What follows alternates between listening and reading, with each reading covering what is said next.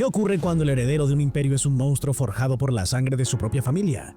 Esta es la perturbadora historia de Carlos de Austria, conocido como el Príncipe Maldito, el hijo primogénito de Felipe II de España, símbolo viviente del devastador precio de la endogamia entre las dinastías más poderosas de Europa. Nació para ser emperador, pero su destino fue la locura, el encierro y una muerte envuelta en misterio. Acompáñanos a descubrir la trágica vida del heredero maldito de los Habsburgo, un hombre tan inestable que su propio padre se vio obligado a encerrarlo por el bien del imperio. Carlos nació el 8 de julio de 1545 en Valladolid. Desde el primer momento su existencia estuvo marcado por la tragedia. Su madre, María Manuela de Portugal, murió 4 días después de dar a luz, víctima de una hemorragia. Su padre, Felipe II, apenas tenía 18 años y pronto se alejaría emocional y físicamente del niño. La infancia de Carlos estuvo plagada de enfermedades, deformidades físicas y una carga genética tan abrumadora que los médicos modernos aún se estremecen al analizarla. La endogamia de los Habsburgo alcanzó en Carlos de Austria un nivel verdaderamente alarmante, casi antinatural. Sus padres, Felipe II de España y María Manuela de Portugal, no solo eran primos hermanos, sino primos hermanos dobles, lo que significa que compartían un asombroso 25% de su ADN, el equivalente biológico a ser medios hermanos. Su árbol genealógico no era un árbol, sino un círculo vicioso. Carlos tenía solo 6 tatarabuelos en lugar de 16, y varios de ellos ocupaban más de un lugar en su línea ancestral.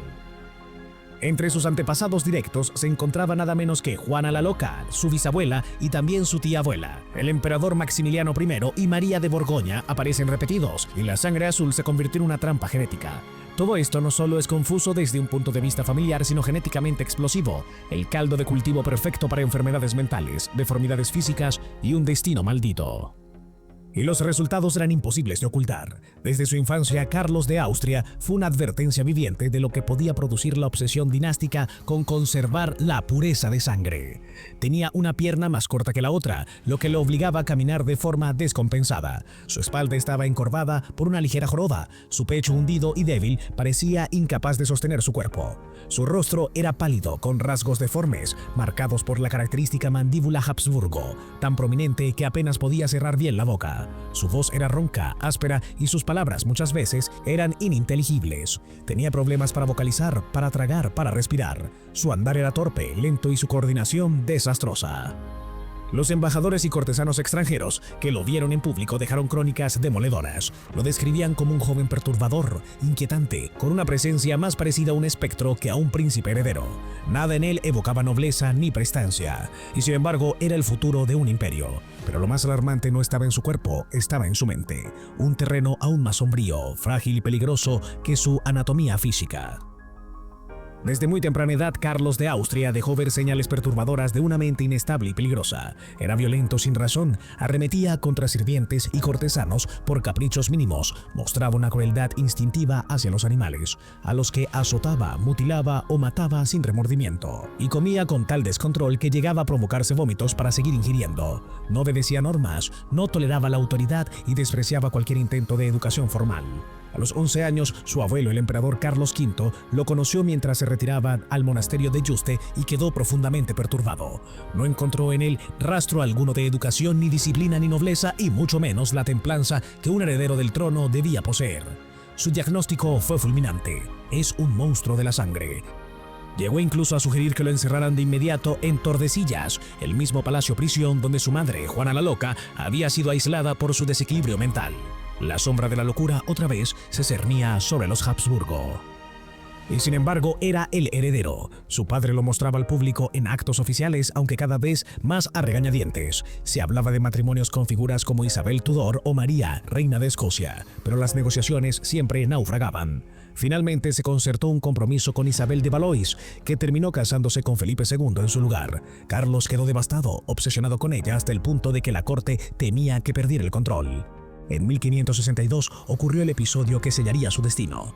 Al bajar apresurado unas escaleras para encontrarse con una sirvienta, cayó violentamente y se golpeó la cabeza contra una puerta. El trauma fue grave, entró en coma, sufrió parálisis y se terminó por su vida.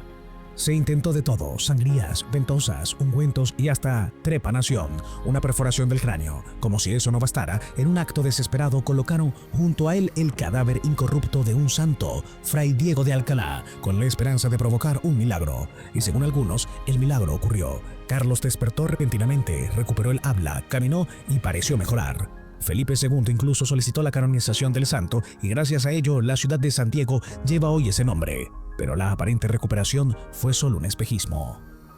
Su comportamiento, que ya era errático, se volvió directamente peligroso. Amenazó a sus propios consejeros, abusaba físicamente de animales, acosaba a mujeres por las calles y casi incendia una casa entera por una gota de agua que le cayó desde una ventana.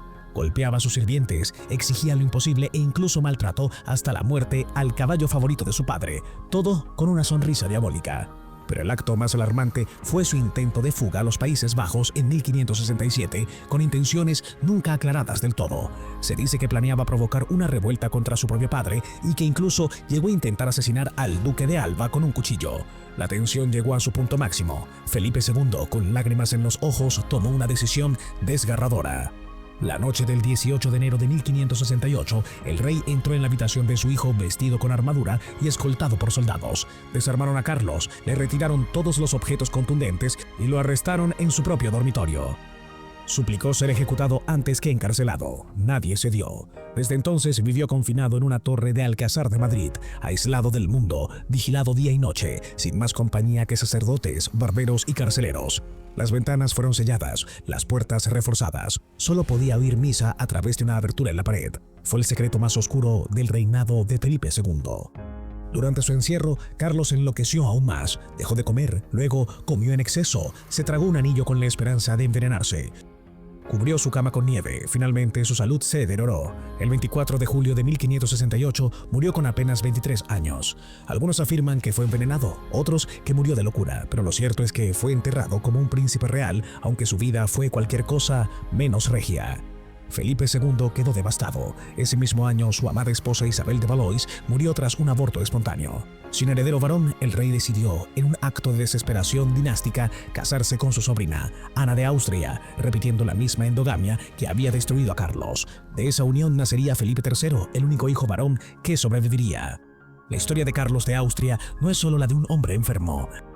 Es la historia de una advertencia genética, una tragedia dinástica y un padre cuya corona fue más pesada de lo que el mundo jamás imaginó. Felipe II, el monarca más poderoso de su tiempo, tuvo que aceptar que su hijo era el mayor peligro para el imperio. Y aunque los propagandistas intentaron pintar a Carlos como un mártir católico o a Felipe como un tirano sin alma, la verdad es mucho más oscura y compleja. Tal vez Felipe II no fue ni un monstruo ni un héroe. Tal vez fue simplemente un padre que no pudo salvar a su hijo y un rey que tuvo que elegir entre el corazón y la corona.